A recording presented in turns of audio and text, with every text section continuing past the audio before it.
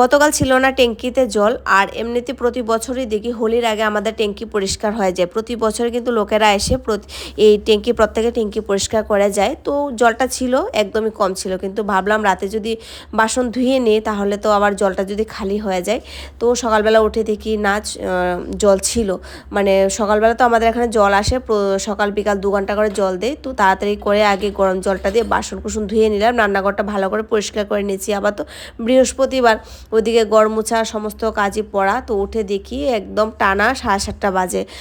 বাস তারপর আর কি বলবো, এই ভাগদৌড় চলছে। আর এদিকে সকালবেলা বানিয়েছিলাম সুজির চিলা আর হরলিক্স ওদের জন্য, আর আমরা তো খেয়েছি সুজির চিলা আর চা।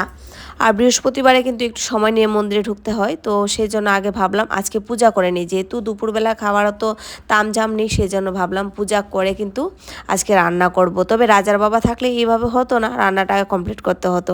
আবার হ্যাঁ, মুরলিও কিন্তু এবার বাড়ি থেকে আসেনি, ও বাড়িতে থেকে গেল। আজকে অতটুকু দেখা